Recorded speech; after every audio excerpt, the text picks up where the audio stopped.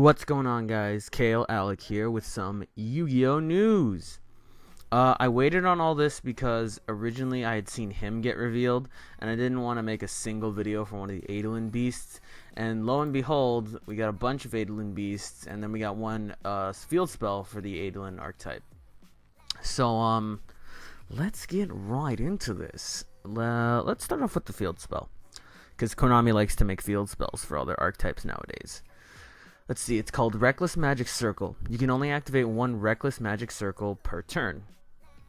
Obviously.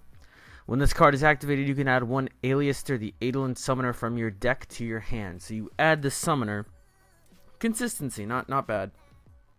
But it's only on the activation, and it's not like once per turn, so it's a little So its second effect is, if you activate a card or effect that includes an effect that fusion summons a fusion monster, that activation cannot be negated. Also, your opponent cannot activate cards and effects when that monster is fusion summoned. So, this card offers pretty decent protection when you want to fusion summon, which is the whole, point of the deck. You fusion summon all these cards, and you just use their effects to, wreck shop. I think the second effect is actually pretty decent. It's a field spell, so it's continuous, it's continuously out. I do wish that its first effect was kind of once per turn, or like even a cost, like discard a card or like banish a card to add, Aliaster, but I'm not complaining too much. At least you get the searching capabilities of it. The fact that you can only activate one of these once per turn is also for balancing, so if you have like two in hand, you can't use two and then add two Eidolon Aliasters. So that's nice. Its second effect is still pretty good. Your opponent can't activate card effects in response to a fusion summon, and they can't negate any fusion summons. So that is actually very good. Because, like I said, the whole point of the deck is to fusion summon. So this is not too bad, if you know what I'm saying.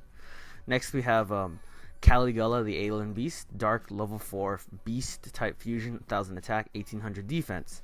Its requirements are Aliaster, the Eidolon Summoner, one Dark Monster, and while this card is face up on the field, each player can only activate a monster effect once per turn. Also, each player can attack with only one monster during each battle phase. So, Caligula looks like he does a little bit of, control on the board. He makes it so you can only activate one monster effect each turn, which is a pretty good, considering,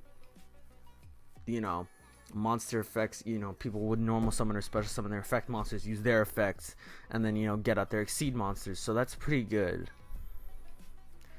It says a monster effect, not the effects of a certain monster, so I'm assuming that means you get one monster effect and that's it.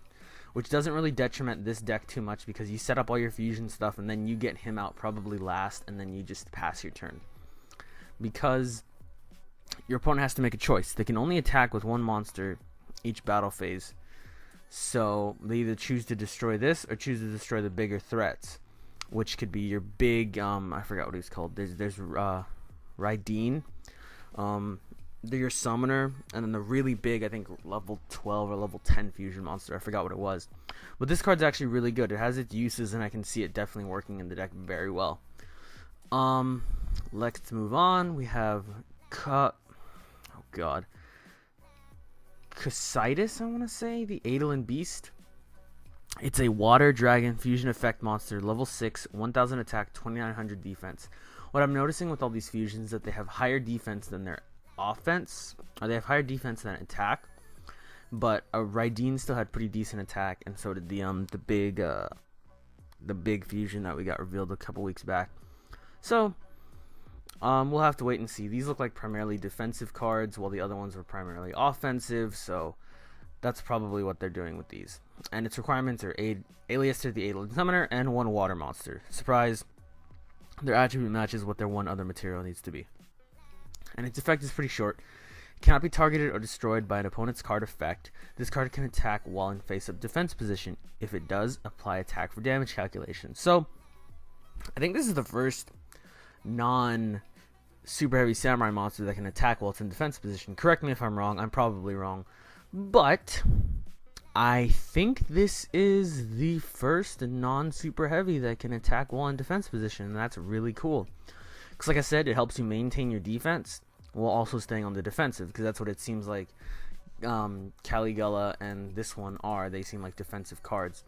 So this will protect you while this one does your main offense while still maintaining your defensive wall of fusion monsters. And that's really cool because he can't be destroyed or targeted. He can't be targeted or destroyed by an opponent's card effect. So the only way you're getting rid of this is by battle, really, unless you banish it and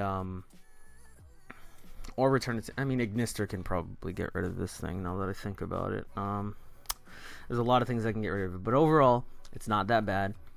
It can attack in defense position, which is really nice. I didn't actually expect that at all. I like it. I like its design. It's just a good, wall, basically. It's a good offensive wall, if that's a thing. And then finally, we have Merkaba, the Eidolon beast. He's a light machine fusion monster.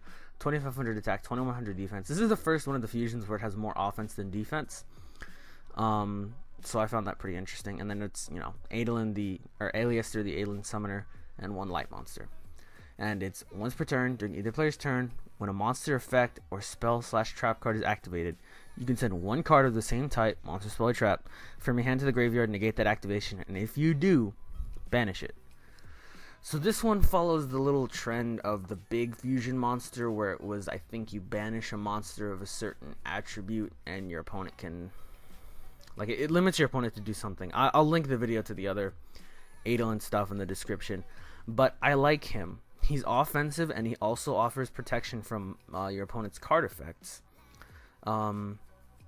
So it's, it's a once per turn, but it's also once per turn during either player's turn.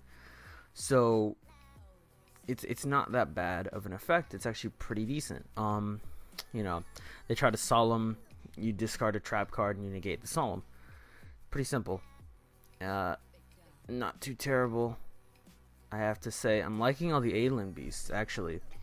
I'm liking this whole archetype. Like I said, I like the Junichi and I like the Eidolons, and now it's just a matter of which one I want to run IRL. I think we're definitely going to get more Eidolon spells, possibly traps. I don't know. If they make traps, I hope they're good and I hope they're decent. But you never know. That has been my time, guys. Thank you for watching. And stay reckless. Stay reckless like our magic circle right here, Reckless fusion summoning gets you nowhere in life. Let me tell you, kiddos.